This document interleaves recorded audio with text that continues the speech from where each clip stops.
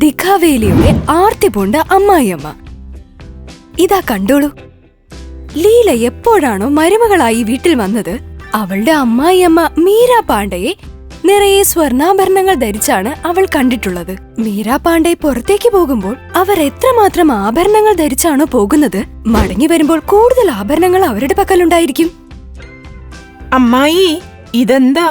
നിങ്ങൾ സന്ധ്യക്ക് പുറത്തു പോയപ്പോ കയ്യിൽ 2 വലിയ വളകളോ 2 വലിയ മോതിരമോ കഴുത്തിൽ ചെയിനോ ഇല്ലായിരുന്നല്ലോ. എന്നാൽ നിങ്ങൾ തിരിച്ചു വന്നപ്പോൾ നിനക്കെന്താ ഇപ്പൊ വേണ്ടേ? നീ നിന്റെ ജോലി നോക്കിയാൽ മതി. പാർട്ടിയിൽ എല്ലാവരും ഒരുപാട് ആഭരണങ്ങൾ ധരിച്ചുകൊണ്ടാ വന്നത്. അവരുടെ മുമ്പിൽ എനിക്ക് എന്റെ സ്റ്റാറ്റസ് കാണിക്കാതിരിക്കാൻ പറ്റുമോ? പക്ഷേ ഇതെല്ലാം ഇപ്പൊ എവിടുന്നാ കിട്ടിയത്?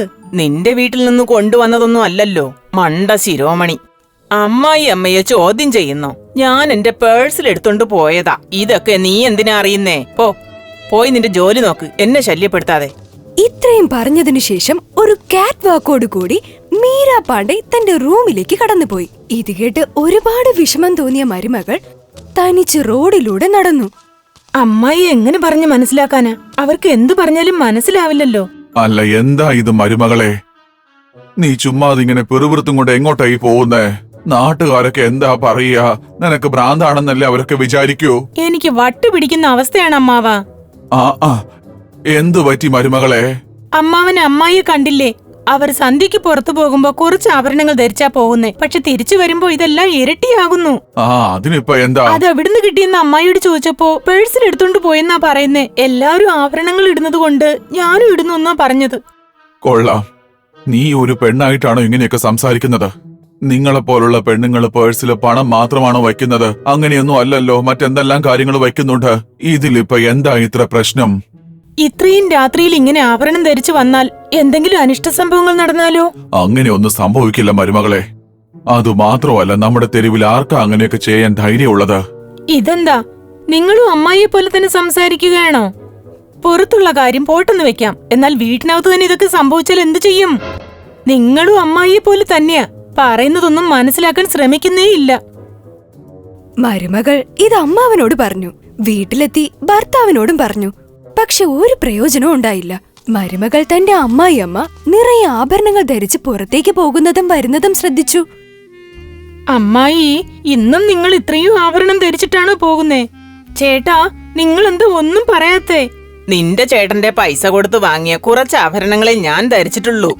ബാക്കിയുള്ളതൊക്കെ അടുത്ത വീട്ടിലെ മോഡേൺ ആന്റി ഇല്ലേ, നമ്മുടെ കൃഷ്ണ ആന്റി, അവരുടെ കയ്യിൽ നിന്ന് വാങ്ങിയതാ. കൃഷ്ണാന്റിയുടെ കയ്യിൽ നിന്നോ? അതെ, അവരുടെ കയ്യിൽ ഒരുപാട് സ്വർണ്ണാഭരണമുണ്ട്. എല്ലാ നിറങ്ങളിലുമുണ്ട്. എപ്പോ ആവശ്യമുണ്ടെങ്കിലും അപ്പോ വാങ്ങി ധരിക്കാം. ആവശ്യം കഴിഞ്ഞ് തിരിച്ചു കൊടുക്കാലോ. മറ്റുള്ളവരുടെ കയ്യിൽ നിന്ന് കടം വാങ്ങി ധരിക്കാൻ എന്ത് അത്യാവശ്യമാണുള്ളത്? നമുക്കുള്ളത് മതിയെന്നേ. അല്ല മരുമകളെ, നിന്റെ വേലയൊക്കെ നിന്റെ കയ്യിൽ വെച്ചിരുന്നാ മതി. അവൾ എന്റെ ബാല്യകാല സുഹൃത്താണ്, വലിയ പണക്കാരിയുമാണ്. അവളുടെ കയ്യിൽ ഒരുപാട് സ്വർണമുണ്ട്. ഞാൻ കുറച്ച് വാങ്ങിയാലെന്താ? അതിലും അധികം സ്വർണം അവളുടെ കയ്യിൽ എപ്പോഴും ഉണ്ടാകും. എങ്കിലും അത് വേണോ? അല്ലാതെ എന്തു ചെയ്യും? ചെറിയ മാലയിട്ട് നാട് ചുറ്റൂ. എന്റെ സ്റ്റാറ്റസ് കാണിക്കണമെങ്കിൽ ഇങ്ങനെയൊക്കെ ചെയ്താലേ പറ്റുകയുള്ളന്നേ. ലീല തന്റെ അമ്മായിയമ്മയെ പറഞ്ഞു മനസ്സിലാക്കാൻ ഒരുപാട് ശ്രമിച്ചു. പക്ഷെ അമ്മായിയമ്മ അവള് പറഞ്ഞത് ഒന്നും കേൾക്കാനേ കൂട്ടാക്കിയില്ല. അങ്ങനെ ഒരു ദിവസം അവരുടെ പഴയൊരു സുഹൃത്തിന്റെ മകളുടെ കല്യാണത്തിന് പോകുന്നതിനായി എല്ലാവരും റെഡിയായി വന്ന് നിൽക്കുകയായിരുന്നു. പതിവ് പോലെ ആ ദിവസവും അമ്മായിയമ്മ തല മുതൽ കാല് വരെയും നിറയെ സ്വർണ്ണാഭരണങ്ങളും ധരിച്ചു വന്ന് നിന്നു. എന്റെ ഭഗവാനെ, ഇത്രയും ആഭരണങ്ങൾ ഇന്നും എടുത്തണിഞ്ഞല്ലോ. നീ ആദ്യം വായടക്ക്. എന്റെ ഭർത്താവിന്റെ സുഹൃത്തിന്റെ മകളുടെ കല്യാണമാണ്. എനിക്ക് അവിടെ എന്റെ സ്റ്റാറ്റസ് കാണിക്കണ്ടേ? അവിടെ വലിയ വലിയ ആളുകളാ വരുന്നത്. നിനക്കിത് വല്ലതും അറിയാമോ? ചെറുക്കൻ വീട്ടുകാരുടെ സ്റ്റാറ്റസ് കുറച്ച് കാണിക്കാൻ പറ്റൂ. നിനക്കും കുറച്ച് സ്വർണ്ണാഭരണം ആവശ്യമുണ്ടെങ്കിൽ എന്നോട് പറഞ്ഞാൽ മതി, ഞാൻ പോയി വാങ്ങിക്കൊണ്ട് വന്നോളാം. അമ്മായിയമ്മ ഇങ്ങനെയെല്ലാം സംസാരിച്ചപ്പോൾ മരുമകൾക്ക് മിണ്ടാതെ നിൽക്കുക എന്നതല്ലാതെ വേറെ വഴിയൊന്നുമില്ലായിരുന്നു. അവരെല്ലാവരും കല്യാണത്തിന് പങ്കെടുത്ത ശേഷം വീട്ടിലേക്ക് മടങ്ങിയെത്തി. എന്നിട്ട് സുഖമായി കിടന്നുറങ്ങി. പിറ്റേന്ന് രാവിലെ അമ്മായിയമ്മ ഉണർന്നതും അവരുടെ വീട്ടില് വളരെ വലിയൊരു പ്രശ്നമുണ്ടായി. രാത്രി വിവാഹത്തിൽ പങ്കെടുത്ത ശേഷം വീട്ടിൽ മടങ്ങിയെത്തി അവർ ഊരിവെച്ച ആഭരണങ്ങളെല്ലാം ആരോ മോഷ്ടിച്ചുകൊണ്ട് പോയതിനു ശേഷം കാലിപ്പെട്ടി മാത്രം അവിടെ ഇരുന്നു. എടാ മോനെ, മക്കളെ, എണീച്ചു പാടാ. മരുമോളെ, ഈ വീട്ടുകാരൊക്കെ ഇത് എവിടെ പോയി? ഒന്ന് എണീച്ചു വരുന്നുണ്ടോ ഇവിടെ? എന്താണമ്മേ? എന്താണ്? മോനെ, എന്റെ സ്വർണ്ണാഭരണങ്ങളെല്ലാം കള്ളം കൊണ്ടുപോയി. എങ്ങനെ? ഇന്നലെ രാത്രി ഞാൻ എല്ലാ ആഭരണങ്ങളും ഊരി ഈ പെട്ടിയിലാ വെച്ചിരുന്നേ. ജനാല വഴി വന്ന് കള്ളൻ എല്ലാം എടുത്തു കൊണ്ടുപോയതുപോലെയാ തോന്നുന്നേ. അയ്യോ, ഞാനിനിയിപ്പൊ എന്ത് ചെയ്യും? എന്റെ എല്ലാ സ്വർണവും പോയല്ലോ. ഞാനിനിയിപ്പൊ എന്ത് ചെയ്യും? ഇനി എന്താകുമോ എന്തോ. ഓ അമ്മ, നിങ്ങൾ എന്തൊക്കെയായി ചെയ്തു വച്ചിരിക്കുന്നത്? ആഭരണങ്ങളൊക്കെ പെട്ടിക്കുള്ളിൽ തുറന്നു വെച്ച് ജനലുകളും തുറന്നു വെച്ചിട്ട് കിടന്നു ഉറങ്ങുകയാണോ? തെറ്റു പറ്റിപ്പോയി മോനെ. ഇനിയിപ്പൊ എന്ത് ചെയ്യാനാ? അതിലുണ്ടായിരുന്ന 16 ലക്ഷത്തിന്റെ സ്വർണ്ണാഭരണങ്ങൾ നമ്മുടെ കൃഷ്ണാന്റിയുടേതായിരുന്നു. എന്താ? 16 ലക്ഷം രൂപയുടെ ആഭരണങ്ങളോ? അതും കൃഷ്ണ ആന്റിയുടേതോ? അതെ മോനെ. എന്റെ ഭഗവാനെ, ഞാനിനി എന്ത് ചെയ്യും? കൃഷ്ണ ഇനി എന്റെ കയ്യിൽ നിന്ന് കാശ് വാങ്ങാതെ വിടില്ല. ഇനി ഒരു പക്ഷെ പണം കൊടുത്തില്ലെങ്കിൽ അവൾ എന്നെ പിടിച്ച് പോലീസിൽ ഏൽപ്പിക്കുകയുള്ളൂ. എന്താ അമ്മ ഇത്? ആരെങ്കിലും ഇത്ര രൂപ വിലപിടിപ്പുള്ള ആഭരണങ്ങള് ചുമ്മാ വാങ്ങിയിട്ട് നടക്കോ? അതെല്ലാം സംഭവിച്ചു പോയില്ലേ, ഇനി എന്ത് ചെയ്യാനാ? മരുമോളെ, നീ പറഞ്ഞത് സത്യം തന്നെയാ. ഇനിയിപ്പോ എന്ത് ചെയ്യണമെന്ന് ആലോചിച്ച് നീ ഒരു വഴി കണ്ടുപിടിക്ക്. എനിക്ക് പോലീസ് സ്റ്റേഷനിൽ പോകാൻ പേടിയാ. എന്തെങ്കിലും ചെയ്യ്. ആ ചെയ്യാം അമ്മ. ഇപ്പൊ നമുക്ക് വേഗം തന്നെ പോലീസ് സ്റ്റേഷനിലേക്ക് ഫോൺ ചെയ്യാം. പോലീസ് സ്റ്റേഷനിലേക്ക് ഫോൺ ചെയ്തിട്ട് എന്താവാനാ? കൃഷ്ണയ്ക്ക് ആഭരണങ്ങൾ ആവശ്യമുണ്ടെന്നാ തോന്നുന്നേ. അവരിന്നലെ പറഞ്ഞിരുന്നു ഏതോ കല്യാണത്തിന് പോകുന്നുണ്ടെന്ന്. ഒന്നുകിൽ പണം കൊടുക്കണം, അല്ലെങ്കിൽ സ്വർണം കൊടുക്കണം. 16 ലക്ഷം രൂപ ഞാൻ എവിടെ നിന്നെടുത്ത് കൊടുക്കാനാ? തീർച്ചയായും ഞാൻ ജയിലിൽ പോകേണ്ടി വരുമെന്നാ എനിക്ക് തോന്നുന്നേ. നമ്മുടെ കയ്യിൽ വെറും 2 ലക്ഷം രൂപയ്ക്കല്ലേ സ്വർണ്ണമുള്ളൂ. നിങ്ങൾ വിഷമിക്കാതിരിക്കൂ അമ്മായി. എന്റെ കയ്യിൽ 8 ലക്ഷം രൂപയുടെ സ്വർണ്ണമുണ്ട്. അതും ചേർത്ത് 10 ലക്ഷമാക്കി കൃഷ്ണാന്റിക്ക് കൊടുത്തേക്കാം. പോലീസ് കേസൊന്നും ഉണ്ടാവാതെ ബാക്കിയുള്ള 6 ലക്ഷം കുറച്ചായി കൊടുത്തു തീർത്തേക്കാം. ആ എന്റെ മരുമോളെ, നീ എത്ര നല്ലവളാ. ഞാൻ നിന്റെ വാക്കുകൾ ആദ്യമേ കേട്ടിരുന്നെങ്കിൽ.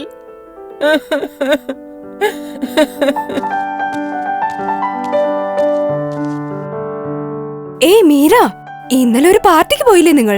എല്ലാവരും നീ അണിഞ്ഞ സ്വർണ്ണാഭരണങ്ങൾ കണ്ടു കാണും. എനിക്ക് ഒരുപാട് ഇഷ്ടപ്പെട്ട ആ സ്വർണ്ണാഭരണങ്ങൾ വാങ്ങിയത്. ശരി, അതിങ്ങ് തിരികെ താ. എനിക്കിന്നൊരു പാർട്ടിയുണ്ട്. എന്തിനാ നീ കരയുന്നത് മീര? നിനക്കെന്താ സുഖമില്ലേ? ഒന്നും പറയണ്ട കൃഷ്ണ. രാത്രി ഞാൻ ലേറ്റ് ആയിട്ടാ വന്നത്. എല്ലാ ആഭരണവും ഊരി ഞാൻ ഈ പെട്ടിയിലാ വെച്ചിരുന്നേ. രാത്രിയിൽ ആരോ വന്നത് മോഷ്ടിച്ചു കൊണ്ടുപോയി. എന്താ? മോഷ്ടിച്ചോണ്ട് പോയെന്നോ? അയ്യോ, എന്റെ ആഭരണങ്ങൾ! ഞാനതെല്ലാം ഒരുപാട് ഇഷ്ടപ്പെട്ടാ വാങ്ങിയത്. എന്നോട് ക്ഷമിക്കൂ കൃഷ്ണ, എന്നോട് ക്ഷമിക്കൂ. എല്ലാം എന്റെ തെറ്റായിരുന്നു. അതെ ആന്റി, നിങ്ങളുടെ സ്വർണത്തിന്റെ വില എത്രയാണോ അത് ഞങ്ങൾ തന്നേക്കാം. ഇതിന്റെ പേരിൽ നിങ്ങൾ കേസ് കൊടുക്കരുത് പ്ലീസ്. ഞങ്ങളുടെ കയ്യിൽ ഇപ്പോൾ മുഴുവൻ പണമൊന്നുമില്ല. എങ്കിലും ഞങ്ങൾ ഈ പണം കുറച്ചായി തന്നു തീർത്തുകൊള്ളാം. സമ്മതമാണെങ്കിൽ പറയൂ, ഈ മുഴുവൻ സ്വർണത്തിനും ഞങ്ങൾ എത്രയാണ് തരേണ്ടത്? 16 ലക്ഷം തരണം. പക്ഷെ ഞങ്ങളുടെ കയ്യിൽ ഇത്രയും പണം ഇല്ല കൃഷ്ണ. കുറച്ചു പണത്തിന്റെ കൂടി കുറവുണ്ട്.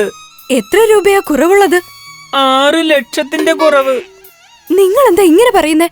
ഇത്രയും പൈസ കൊണ്ട് എങ്ങനെയാ ഇത്രയധികം സ്വർണം വാങ്ങുന്നത്? എനിക്കൊന്നും കേൾക്കണ്ട. എനിക്ക് 16 ലക്ഷം മുഴുവനായിട്ടും വേണം. ഇല്ലെങ്കിൽ കന്നാ സാറ് എന്നെ കൊന്നുകളയും. അയ്യോ, ഞാൻ ഇത്രയും പണം എങ്ങനെ ഒരുമിച്ച് തന്നു തീർക്കും കൃഷ്ണ? ഇതെല്ലാം നിങ്ങൾ എന്റെ സ്വർണം കൊണ്ട് കളയുന്നതിന് മുൻപ് ആലോചിക്കണമായിരുന്നു. അത് തന്നെ എന്റെ മരുമകളും പറഞ്ഞത്. എന്നും എന്നെ പറഞ്ഞ് മനസ്സിലാക്കാൻ ശ്രമിച്ചു. ഇത് നഷ്ടപ്പെട്ടു പോയാൽ എന്ത് ചെയ്യുമെന്നും ചോദിച്ചു. പക്ഷെ ഞാൻ അവളുടെ വാക്കുകളൊന്നും ശ്രദ്ധിച്ചില്ല. ഞാനത് കേട്ടിരുന്നുവെങ്കിൽ എനിക്ക് ഈ വിഷമം ഇന്നുണ്ടാവുകയില്ലായിരുന്നു. അതുകൊണ്ടാ ഞാൻ നിന്നോട് പലതവണ പറഞ്ഞത് മീര. അതായത് പുതിയ തലമുറയിലെ കുട്ടികളൊക്കെ വളരെ ബുദ്ധിയുള്ളവരും വിവേകശാലികളുമാണെന്ന്. അവര് പറയുന്നതെല്ലാം കേൾക്കണമെന്നൊന്നും അല്ല. എന്നാ അവര് പറയുന്ന ചില കാര്യങ്ങളൊക്കെ നമ്മളും കേൾക്കണം. അതുകൊണ്ട് ദോഷമൊന്നും ഉണ്ടാവില്ല. എന്നാലും അമ്മാവാ, നിങ്ങളിത് നേരത്തെ പറയണ്ടായിരുന്നോ? അത് കൊള്ളാം. വീട്ടിലുള്ള മരുമകൻ പറഞ്ഞിട്ട് നീ കേൾക്കുന്നില്ല. പിന്നാണോ വീടിന് പുറത്തുള്ള ഈ വയസ്സം പറഞ്ഞ നീ കേൾക്കുന്നത്? നിങ്ങളുടെ വാക്ക് ഞാൻ അനുസരിച്ചാലും ഇല്ലെങ്കിലും ഹന്ന സാറിനോട് പറഞ്ഞ് എന്നെ ഈ പ്രശ്നത്തിൽ നിന്ന് ഒന്ന് രക്ഷിക്കണം. അതോടെ ഇത്തരം കാര്യങ്ങൾ ഇനി ഞാൻ ആവർത്തിക്കുകയില്ല എന്ന് വാക്കു തരുന്നു. സത്യമാണോ? ആ സത്യമാണ് അമ്മാവ, സത്യമായിട്ടും ഇനി ഞാൻ ഇങ്ങനെയൊന്നും ചെയ്യുകയേയില്ല. എന്നാ ഇത് പിടിക്ക്. ആഭരണം മുഴുവൻ ഇതിനകത്തുണ്ട്. ഇതെങ്ങനെയാ നിങ്ങളുടെ കയ്യിൽ കിട്ടിയേ? അതെങ്ങനെയാണെന്ന് വെച്ചാ ഞാൻ രാത്രിയിൽ നടന്നു പോകുമ്പോ ഇത് കണ്ടിരുന്നു. നിങ്ങളുടെ മുറിയുടെ ജനാലയും തുറന്നു കിടന്നു. പിന്നെ നിങ്ങൾ ആഭരണം സൂക്ഷിക്കുന്ന ആഭരണ പെട്ടിയും തുറന്നു കിടന്നിരുന്നു. ആരെങ്കിലും മുറിയിൽ കയറി വന്ന ആഭരണം മുഴുവനും കൊണ്ടുപോകുമോ എന്ന് പേടിച്ച് ഞാനാ എടുത്തു വച്ചത്. അതുമാത്രമല്ല, ഇങ്ങനെയൊക്കെ ചെയ്താ നിന്നെ ഒരു പാഠം പഠിപ്പിക്കാമെന്ന് ഞാൻ അങ്ങ് വിചാരിച്ചു. അങ്ങനെ നിന്റെ ആഭരണം മുഴുവനും ജനാല വഴിയാ ഞാൻ പുറത്തെടുത്തത്. ഓ അമ്മാവ, നിങ്ങൾ എന്നെ ഒരു നല്ല പാഠം പഠിപ്പിച്ചു തന്നിരിക്കുകയാണ്. ഒരുപക്ഷെ ഈ സ്വർണം മോഷണം പോയിരുന്നെങ്കിൽ എന്റെ സ്വർണവും എന്റെ മരുമകളുടെ സ്വർണവും എല്ലാം നഷ്ടപ്പെടുമായിരുന്നു ഞങ്ങൾക്ക്.